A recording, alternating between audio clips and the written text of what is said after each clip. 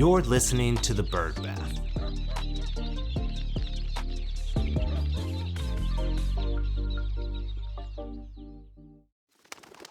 Welcome back to The Bird Bath. Each week we scrape the surface of the news you need to know, so let's get into it. Kicking us off this week is kind of a double story on the state of veterinary consolidation and practice groups. I know last week we talked about the closing of the vets and what that's meaning for the overall landscape of how practices are looking to grow. But we've got two very different sides of that story this week. First off, Small Door made a big announcement that they've raised $55 million in new capital designed to support their next phase of growth. The money is split up between equity financing as well as a debt facility. So they received $35 million of equity financing led by Valspring Capital, and then they also had participation from their existing investors. Additionally, that $20 million debt facility is going to be coming from Bridge Bank. Small Door has been growing steadily and consistently over the past couple of years here. They're now at 13 locations all in the Northeast. The managing partner at Valspring Capital, Human Choice, said Small Door's model is one of the most compelling we've seen in veterinary care.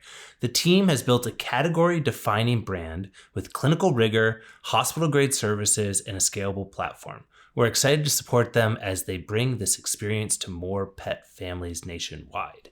Now, you would expect someone that gives you $35 million to say nice things about you, but Valspring Capital has a pretty good track record of knowing what they're doing in the veterinary space. We talked about them, I believe, in May of this year when they did a follow-on investment with Koala, which is kind of what I call PillPack for pets.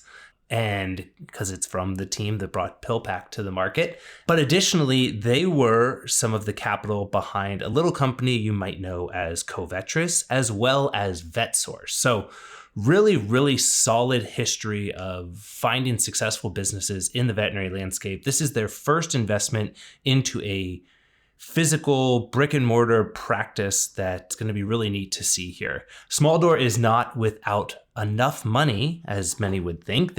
According to Crunchbase, this funding brings them to $118.5 million of total funding brought into the business. So best of luck to the team at Small Door, and looking forward to see where you deploy this capital and where it goes from here.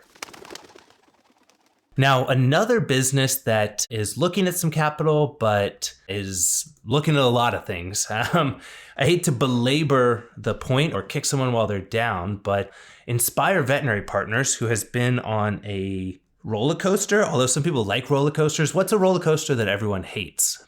A wooden roller coaster.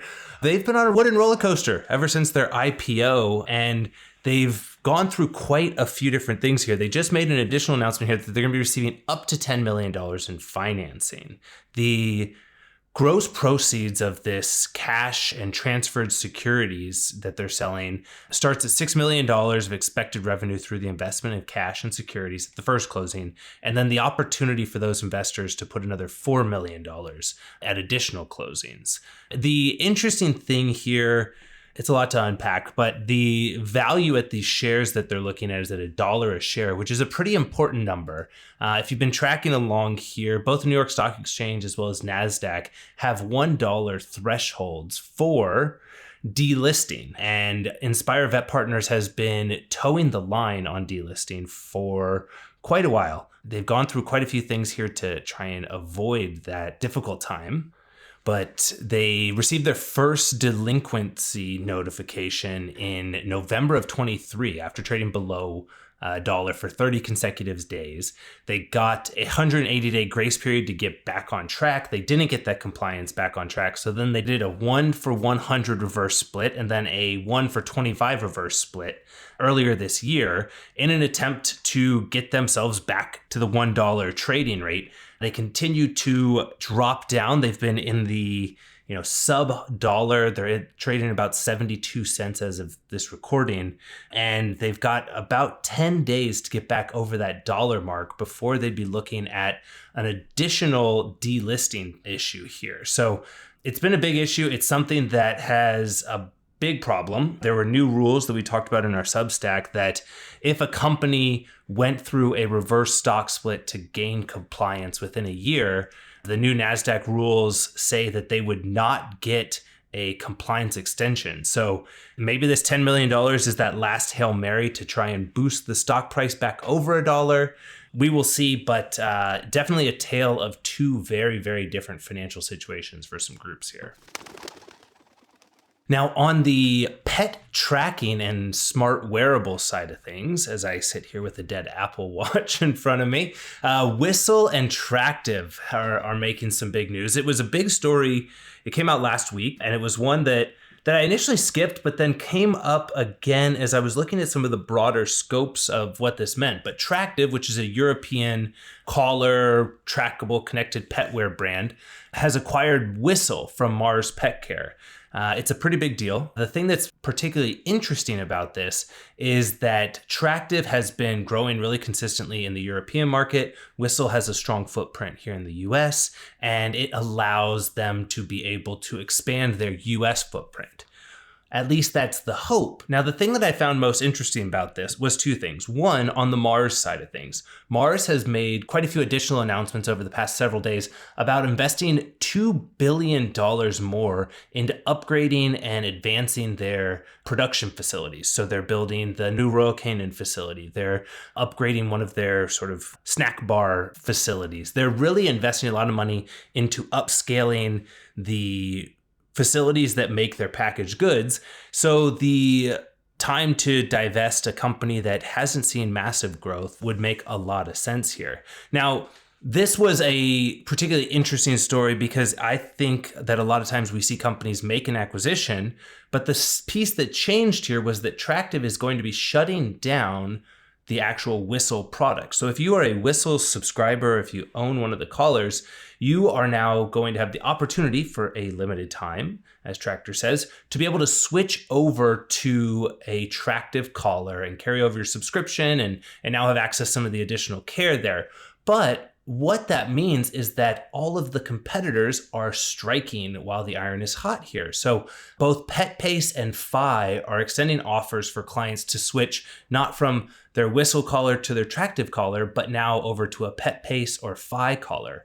Some of the things I read online said that Fi is honoring your current subscription that you have with Whistle and transferring that over to Fi as a way to pick it up. PetPace is doing a promotional offer for verified Whistle customers to be able to switch over to them. So it's definitely an interesting one. I always think that when you acquire a business, but you intend to convert their clients to your new business or the new parent company, it's always a really, really unique and interesting time for competitors to be able to seek out some new market share there. So definitely an interesting thing to keep your eye on. And if you are a Whistle customer, you can switch to Tractive or maybe see what else is out there in the market.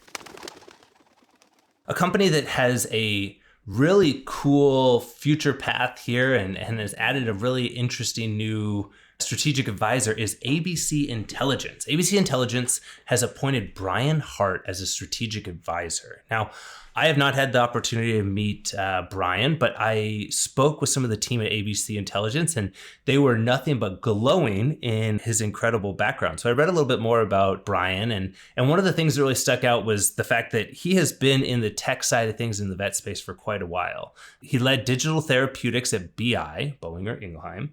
He was also the CEO of a digital health company that was sold to another company that was sold to another company, and then he sold another company to BI. So he's been through this process of growing and scaling technology companies with a lot of thought and insights into AI. So ABC Intelligence has gotten their hands on a wonderful advisor there. And Scott Woodrow, who's the CEO of ABC Intelligence, said, "We're thrilled to welcome Brian to ABC Intelligence." How many times can I say ABC Intelligence?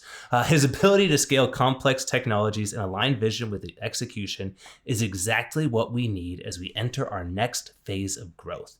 Brian's strategic insights and track record in AI commercialization will make him an invaluable addition to our team.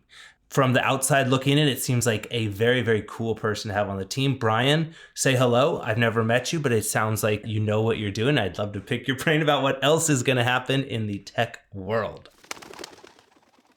Finally, this story brought me back actually to one of the very first stories that I covered on the show. When we were first starting the show, I was trying to figure out sort of what counts for veterinary news or animal health news or pet news. And I covered a lot of things around the growth of lab-grown meat, which you might be thinking, well, that's, I guess, veterinary or animal health related. But the more time I spend with the ag people, the more it really sticks out as an interesting thing. There's a ton of environmental impact that comes from livestock. And one of these stories was, quite a few of those stories were very interesting to me as we were putting this show together and starting it over 2 years ago. So thank you to everyone that's been listening for so long.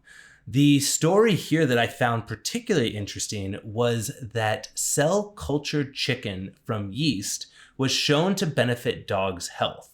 So the big hurdle that exists still around a lot of the lab-grown meats is the texture and the visual and the components. They can create things that have the same protein capabilities, perhaps even the same flavors or the same dietary value and benefits, but it kind of turns into a little bit of a soylent situation where, yes, you could drink it and live off of it, but is that really what you're interested in? Well, our dogs are eating kibble, and a lot of these things come down to the fact that if you're not putting a chicken breast in their bowl, they're happy to have that yeast-derived chicken protein. So a 6-month study with 32 healthy dogs transitioned those dogs from traditional chicken byproduct kibble to a diet containing 15, 30, or 40% of this scientifically created yeast-powered chicken. And it's a yeast protein that ended up being highly digestible. They found no health concerns or negative issues here. They even said that what they were able to find was an increase in gut-friendly short-chain fatty acids. And they also were able to link all of that to other studies that link that to a reduced inflammation. Stool quality remained good, and the overall body health remained the same. So very interesting to see that it's something that we could see the growth of those lab-grown meats or those lab-grown proteins into the animal health world before we see them on our own plates. Obviously, it's an ecological, environmental impact that would come from reduction of land usage and livestock and greenhouse gas emissions. And it would be a really interesting way to be able to find that we could still feed those things to our dogs and allow a reduction in some of those protein utilizations through traditional sources. So very cool opportunity here to see lab-grown proteins grow. And if they continue to find ways for that to meet their nutritional needs while supporting gut health, it could be an even bigger win for the industry. And for more on these and other stories, join us by subscribing to our Substack. There's a link in the bio. That's where we're hitting on some of these other things like the new stock exchange rules and what that means for companies like Bark and IVP and others in the market, as well as giving you news outside of the veterinary landscape. So check out our Substack and don't miss out on any episodes by subscribing and rating the show. For the Bird Bath, I'm Ryan Leach. See you next week.